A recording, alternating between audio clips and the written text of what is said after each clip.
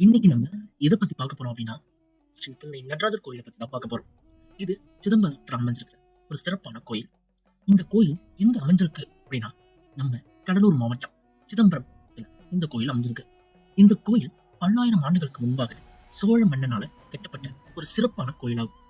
இந்த கோயில் அப்ப இருக்கிற சக்தியை மட்டும் வச்சு இவ்வளவு பெரிய கோயிலை அவ்வளவு சிறப்பாக கட்டியிருக்காரு ராஜராஜ சோழன்.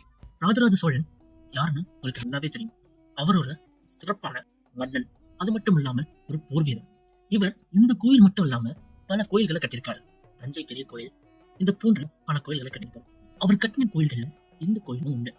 இந்த கோயிலோட அமைப்பை பார்த்தாலே இந்த மாதிரி கல்வெட்டுகளும் இந்த போல் கற்களும் அப்பவே இப்ப இருக்கிற நவீன டெக்னாலஜியை வச்சு கூட இவ்வளவு அழகான ஒரு கோயிலை கட்டுறது அப்படிங்கிறது சாத்தியமே இல்லை.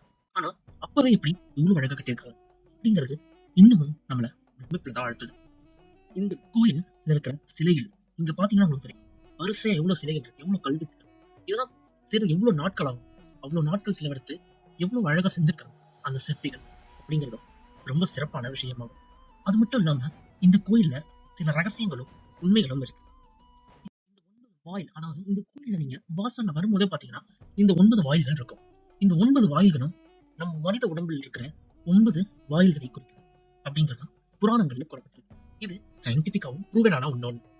இது மட்டும் இல்லாம இந்த கோயில் முழுக்க முழுக்க நம்ம மனித உடம்பை அடிப்படையாக வைத்து கட்டப்பட்ட ஒரு கோயில். இந்த கோயில உலகத்தோட சென்டர் பாயிண்ட் அப்படின்னு சொல்றாங்க, அதாவது மையப்புள்ளி. இந்த உலகத்தோட மையப்புள்ளியே சிதம்பரம் நடராஜர் கோயில் தான் அப்படின்னு சில பேர் சொல்றாங்க. அது மட்டும் இல்லாம புராணத்திலையும் இதுதான் சொல்லப்பட்டிருக்கு. இந்த கோயில்ல இது மட்டும் இல்லாம பொற்கூரை. இந்த கோயில் இருக்கிறதுல சிறப்பானது இந்த பொற்கூரை. இந்த பொற்கூரையில ஒரு 8 கோபுரம் இருக்கு. இந்த 8 கோபுரத்துக்கு கீழே இந்த இருக்கிற கூரையில சதுரமா பதிக்கப்பட்டிருக்கும். அதுவும் தங்கத்தால் ஆயிருக்கும். இந்த பொற்கூரை முழுக்க முழுக்க தங்கத்தால் ஆனது. இந்த பொற்கூரையில பதிக்கப்பட்டிருக்கிற அத்தனை சதுரங்களும் மனித உடம்பு நம்ம எத்தனை தாண்டி ஒரு நாளைக்கு மூச்சு இழுத்து விடுறோம் அப்படிங்கிற எண்ணிக்கையை குறிக்குது. ஒரு நாளைக்கு, அதாவது இதுல இருக்கிற சதுரங்கள் எத்தனை அப்படின்னா 22,600 சதுரங்கள் இதுல இருக்கு. நம்ம அத்தனை தாண்டி தான் ஒரு நாளைக்கு, அதாவது 24 மணி நேரத்துல மூச்சு இழுத்து விடுறோம் அப்படிங்கிற எண்ணிக்கை. நான் முன்னாடியே சொன்ன இந்த கோயில் மனித உடம்பை அடிப்படையாக வைத்து கட்டப்பட்ட ஒரு கோயில். அதனால இதுவும் ஒரு சிறப்பு. அது மட்டும் இல்லாம இந்த கோயில் இருக்கிற சிலை, இந்த சிலை எல்லா கோயிலுமே ஒண்ணு லிங்கமா இருக்கும், இல்லைன்னா சிவர சிலையாக இருக்கும். ஆனா இந்த கோயில்ல மட்டும்தான் நடராஜர் சிலை ஆனந்த தாண்டவம், அதாவது நடனம் ஆடியபடியே நிக்கிற மாதிரி இருக்கும். இத சிதம்பரத்துல ஆனந்த தாண்டவம் அப்படின்னு சொல்லப்படுது. இந்த ஆனந்த தாண்டவம் எப்படி இங்க ஆனந்த தாண்டவம் ஆடினார் அப்படிங்கிறது கேட்டா இதுக்கு ஒரு சின்ன கதையும் இருக்கு. அந்த கதையை சொல்றேன் கேளுங்க. ஒரு நாள் அம்மனுக்கும் சிவன் அவர்களுக்கும் ஒரு விரிசல் ஏற்பட்ட போது நடனம்ல யார் பெஸ்ட், அதாவது சிறப்பானவர்கள் அப்படிங்கிறத தேர்வு செய்யறதுக்காக இந்த நடன போட்டி நடத்திருக்காங்க. உக்கிரமாக ஆடிய ஒரு நடனம். உங்களுக்கே தெரியும், நடனத்துல நடராஜர் மிஞ்ச யாருமே இல்லை அப்படின்னு. அதனாலதான் பரதநாட்டியம் ஆடுறவங்க கூட நடராஜர் சிலையை முன்னிலையில வைத்து அந்த பரதத்தை ஆடுவார்கள். அதனால அம்மனுக்கும் சிவனுக்கும் அந்த போட்டி நடந்தது. அப்பொழுது தாண்டவத்துல நடராஜர் தான் ஜெயிச்சாரு. அந்த ஆனந்த நாடகம் ஆடி காட்சியளித்த இடம் தான் இந்த தில்லை நடராஜர் கோயில்.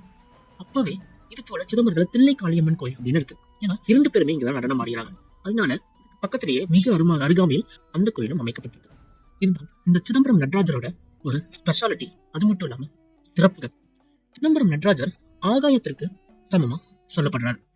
ஏன் ஆகாயத்துக்கு சமமா சொல்லப்படுறாரு அப்படின்னா, சிதம்பரம் நடராஜர் அண்டமும் கிடையாது, ஆதியும் கிடையாது, ஆகாயத்துக்கு மட்டும்தான். ஆகாயம் எங்க முடியுதுன்னு யாருக்கா தெரியுமா? யாருக்கும் தெரியாது. ஆகாயம் முடிவில்லாதது. அது போல சிதம்பரம் நடராஜரும் முடிவில்லாத ஒருவர் அப்படின்னு சொல்லியிருக்காங்க. இது புராணத்திலையும் கூறப்பட்டிருக்கு. இதுவும் இந்த கோயிலோட ஒரு சிறப்பான விஷயம். இது இந்த கோயில்ல, எந்த கோயில்ல போனாலும் நீங்க எங்க வேணா படத்தை வைத்து கூட வழிபாடு செய்யலாம். ஆனா இந்த கோயில்ல மட்டும் நீங்க வந்து வழிபாடு செஞ்சா மட்டும்தான் உங்களுக்கான முழு பலனும் கிடைக்கும். இது நிறைய பேருக்கு நடந்திருக்கு. இங்க வேண்டினவங்க நிறைய பேருக்கு பல நல்ல விஷயங்களும் நடந்திருக்கு. இதுல இன்னும் பல உண்மைகளும் இருக்கு. எல்லாரும் கேள்விப்பட்டிருப்பீங்க சிதம்பர ரகசியம் அப்படின்னு. அந்த சிதம்பர ரகசியம் என்ன அப்படின்னு நம்ம இந்த வீடியோவோட பார்ட் 2ல பார்ப்போம். அதுவரை உங்களுக்கு விடைபெறுறது உங்க சஞ்சய். இது மாதிரி மேலும் பல வீடியோக்களை நீங்க அடுத்து தொடர்ந்து பார்க்கறதுக்கு நம்ம 5G டாப்பர்ஸ் சேனலை சப்ஸ்கிரைப் பண்ணுங்க, லைக் பண்ணுங்க, சப்போர்ட் பண்ணுங்க. நன்றி, வணக்கம். தமிழன் என்று சொல்லடா, தலை நிமிர்ந்து நில்லடா. நன்றி, வணக்கம், ஜெய்ஹிந்த்.